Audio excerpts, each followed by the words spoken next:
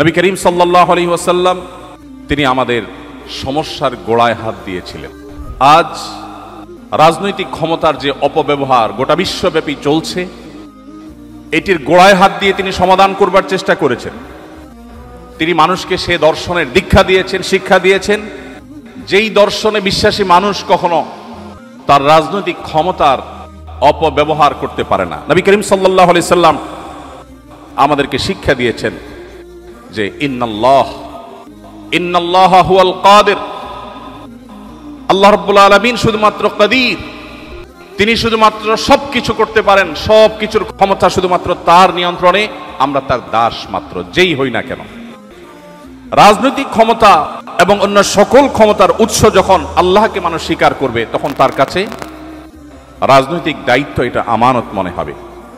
তার কাছে আল্লাহর কাছে জবাবদিহিতার বোধ জাগ্রত হবে। আর আল্লাহর কাছে জবাবদিহিতার বোধ যদি জাগ্রত হয়, তাকে মনিটর করবার জন্য কোনো কিছুর প্রয়োজন হবে না।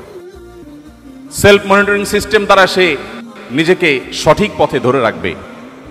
আজকের পৃথিবী আজও যদি মুহাম্মদ সাল্লাল্লাহু আলাইহি সাল্লামের সেই জীবন দর্শনকে ধারণ করে, আজ যে সমস্যাগুলো আমরা দেখছি, এগুলোর সমাধানের পথ অনেক সহজেই তারা খুঁজে পাবে।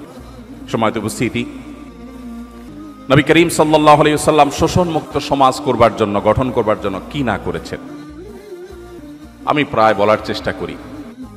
অনেক নীতি কথা আজকের সমাজে আমরা শুনতে পাই, অনেক সুশীল মানুষ আমরা দেখতে পাই। এমন মানুষ কি পৃথিবীতে আমরা একজনও দেখাতে পারবো যিনি নিজের জন্য যে জামা কিনেন, নিজের গাড়ি ড্রাইভারের জন্য সেম জামা কিনেন, নিজের বাচ্চার জন্য যে জামাটা কিনেছেন, নিজের বাসার কাজের বুয়ার বাচ্চাটার জন্য গিফট হিসাবে যে জামা কিনবেন, সে একই জামা কিনেছেন? এরকম মানুষ পৃথিবীতে আমরা একজনও আছি কিনা আমি জানি না। কিন্তু মুহাম্মদ সাল্লাল্লাহু আলাইহি সাল্লাম সেই মানুষ যিনি বলেছেন, ইখওয়ানুকুম খাওয়ালুকুম, তোমাদের অধীনস্থ মানুষেরা তোমাদেরই ভাই, তাদেরকে তোমাদের সাথে বসে খাওয়াও। তোমরা যা খাও তাদেরকে তাই খাওয়াও, তোমরা যা পরো তাদেরকে তাই পরিধান করাও। প্রিয় ভাইরা আমার, তিনি শুধুমাত্র নীতিবাক্য বলে ক্ষান্ত হননি, তিনি যা বলেছেন তার প্রতিটি কথাকে তিনি বাস্তবায়ন করে গেছেন। পৃথিবীর অন্য সব দার্শনিক, অন্য সব ব্যক্তিবর্গের সাথে তার পার্থক্যের জায়গাটা এখানে। তিনি শুধুমাত্র নীতিবাক্য দিয়ে যাননি, প্রতিটি বিষয়কে তিনি নিজে করে দেখিয়েছেন, তার প্রমাণ তিনি তার সমাজে প্রতিষ্ঠিত করেছেন এবং বিশ্ববাসীর কাছে তিনি উদাহরণ হয়েছেন। এই জন্য আল্লাহ বলেছেন, লাকাদ কানা লাকুম ফি রাসূলিল্লাহি উসওয়াতুন হাসানা, আল্লাহর রাসূলের মধ্যে রয়েছে তোমাদের জন্য এমন আদর্শ, যে আদর্শ তোমরা আর কোথাও খুঁজে পাবে না। পৃথিবীতে কোনো মনীষী পাওয়া কঠিন হবে, তিনি যত বড় মহানই হন না কেন, যে তার বাসার অধীনস্থ কাজের লোকদের জন্য সেই পোশাক কিনবেন যে পোশাক তার গায়ে থাকবে। একই গাড়িতে চলবেন, ড্রাইভার এবং তার পোশাকে কোনো পার্থক্য থাকবে না।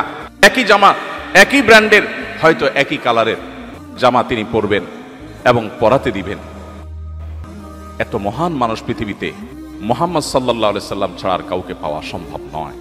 সম্মানিত উপস্থিতি, শোষণমুক্ত সমাজ গড়ে তোলার জন্য শ্রমিকের অধিকার নিয়ে কি না করেছেন তিনি। পৃথিবী বলছে শ্রমিকের অধিকার দাও, নবীজি বলছেন না, হয়নি। শ্রমিকের অধিকার দেওয়া নয়, ঘাম শুকাবার আগে দিতে হবে। পৃথিবী বলে শ্রম দিয়েছে তারপর পারিশ্রমিক দাও, নবীজি বলেছেন না, শ্রম দিয়ে শেষ করার আগে আগে পারিশ্রমিক দাও। সৌদি আরবের সরকারিভাবে এবং বেসরকারিভাবেও, আমি 10 বছর সৌদি আরবে ছিলাম, সে সুবাদে আমি জানি, সেখানে স্যালারি ইস্যু হতো। এখন কি চলছে বা কি আছে আমি জানি না, বাকি আমি 2009 থেকে 18 এই সময়ের কথা বলছি।